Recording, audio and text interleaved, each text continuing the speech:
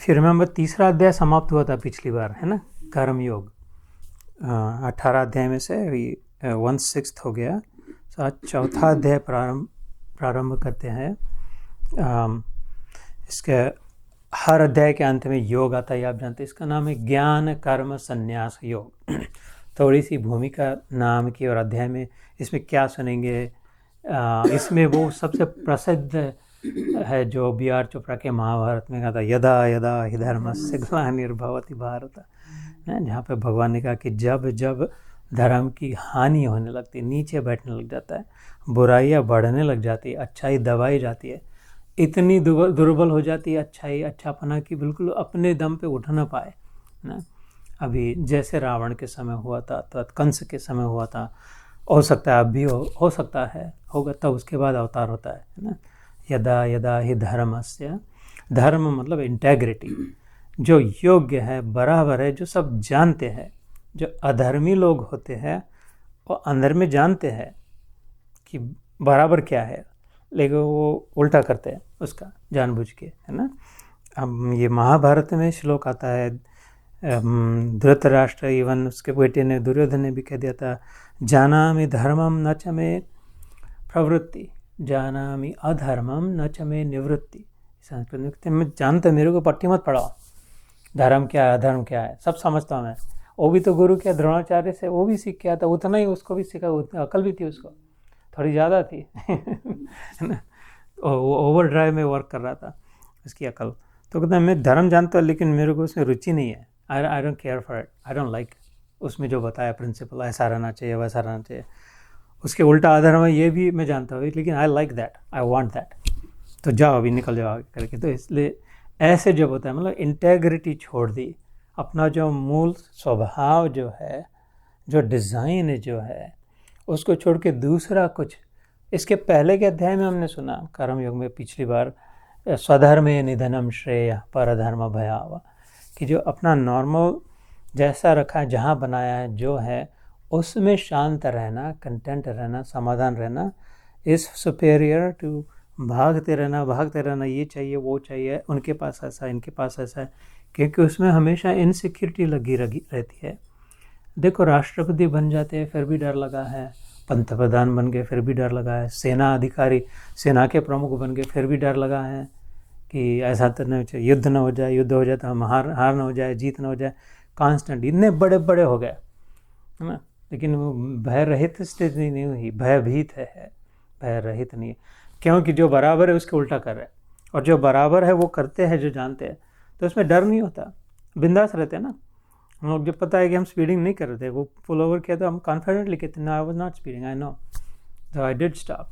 तो जब झूठ नहीं कहते, एक छोटा सा उदाहरण, तब अपने डर नहीं लगता, और जब झूठ कहते हैं तो 100 बार सोचना पड़ता है ना। सभी का अनुभव है कि ऐसा तो नहीं हो जाएगा, वैसा तो नहीं हो जाएगा। तो झूठ बोलना और सच बोलना is one small part of धर्म, सत्य धर्म। उसका मतलब ये कि जो बराबर है वो हम जानते हैं, वो जब किया तब डर नहीं लगा, जो गलत क्या है वो भी हम जानते हैं, वो जब किया तब डर लगा, है ना। तो ये जब ज्ञान का आदर करते हैं हम, ये सारी महत्ता ज्ञान के आदर की। ज्ञान नहीं है ऐसा है ही नहीं, भगवान ने खुद ने गीता में कह दिया, इधर कोई अज्ञानी है नहीं, ज्ञान का उपयोग नहीं कर रहे ना, ज्ञान को याद नहीं रख रहे, ज्ञान को सामने नहीं रख रहे। ज्ञान दीपेन भास्वता, ऐसे भगवान 10वें अध्याय में कहते हैं। बाम लुई कपाल, फोरहेड, बुद्धि, वो मैंने ऑलरेडी उसमें दिया जला दिया, ज्ञान का दिया रख दिया, जलाने का प्रश्न है ना। सो ज्ञान कर्म संन्यास योग, इसका अर्थ ये था कि कर्म सारा जो करना है वो ज्ञान प्राप्ति के लिए करना है। पिछले सत्र में मैंने कहा था, पिछले अध्याय के, कि जो भी कर रहे हैं हम कुछ प्राप्ति के लिए नहीं है। इस शंकराचार्य ने भी बहुत उनके शिष्यों को बताया था, जो भी जाना है, भारत भ्रमण करना है, किसी को सिखाना है, वो वस्तु प्राप्ति के लिए नहीं करना, याद रखना, ज्ञान प्राप्ति के लिए करना है। जो भी कार्य कर, इधर भी आ रहा है किधर भी नहीं भी आ रहा है, जो भी जा रहा है, नौकरी जा कर रहा है, जो भी कर रहा है, ये थोड़ा सा, मैंने एक बार कहा था ना, 5 मिनट की साधना, 2 मिनट की साधना, कुछ भी कार्य, है ना, याद होगी तो 2 मिनट की साधना बताई थी। कुछ भी कार्य करने से पहले थोड़ा सा सोचिए, why am I doing this, ये मैं क्यों कर रही हूँ, इससे क्या चाहिए मेरे को। और वो कार्य होने के बाद 1 मिनट सोचना, मिल गया क्या, जो मेरे को चाहिए था। तो इसमें धीरे धीरे धीरे जब ये डिटेल में अच्छी तरह से करती जाएगी साधना, तो एक समय आएगा तब पता है प्रश्न कि ये मैं क्यों कर रही हूँ, डिटेल में सोचेगी तो मेरा आनंद प्राप्ति के लिए कर रही हूँ, बस और कुछ नहीं। वो तो आडंबर है ऊपर बाहर बाहर का, खाली आनंद में रहने के लिए। और अंत में उत्तर भी मिलेगा कि आनंद या तो मिला या नहीं मिला, वस्तु मिल जाए उसका प्रश्न नहीं, लेकिन आनंद मिला या नहीं मिला। आनंद नहीं मिला, अच्छा मिला तो टिका नहीं, और जैसे मिला वो रुचा नहीं। जो ये संसार की रीत है, जो मिलता है वो टिकता नहीं ना, वो जो टिकता है वो अच्छा नहीं लगता, और जो अच्छा लगता है वो मिलता नहीं। इसमें पूरा जीवन निकल जाता है।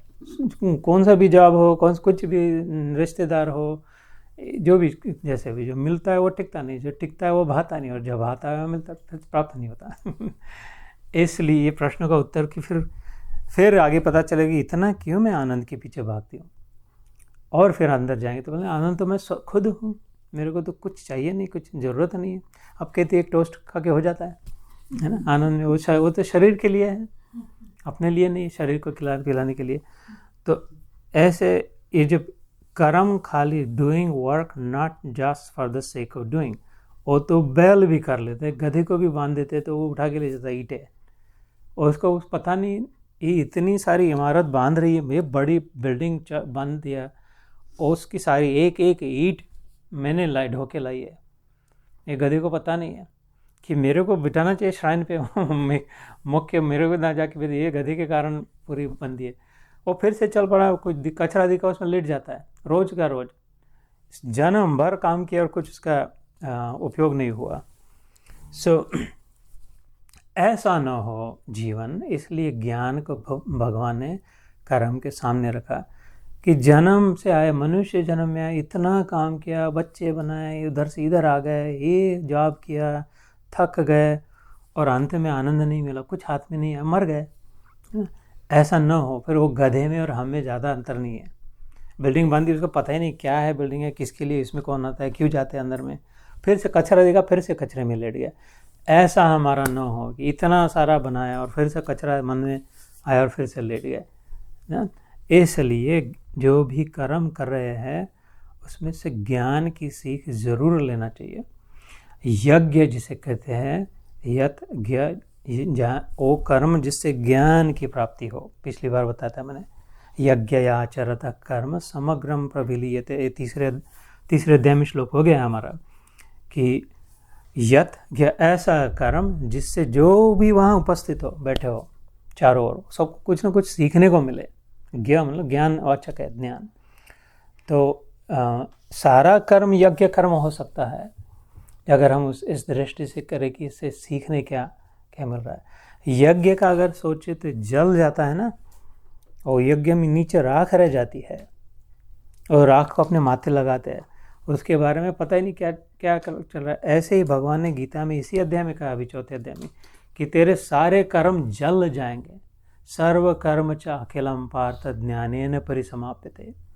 यहाँ से कहते कि सारे कर्म जल जाएंगे, नीचे राख रह जाएगी, खुद भगवान कह रहे। तो और जो आग निकली थी, उष्णता निकली थी, उससे प्रकाश निकला था, उससे जो अच्छा लग रहा था, वो lesson learning. So I will stop this context by saying that the main purpose of this chapter, चौथे अध्याय का प्रमुख उद्देश्य क्या है? सोचे, कर्म जो करे उसके बारे में विचार करे कि उससे ज्ञान क्या मिल रहा है, सीखने को क्या मिल रहा है, समझ क्या रही, और उस ज्ञान का आदर करे ना।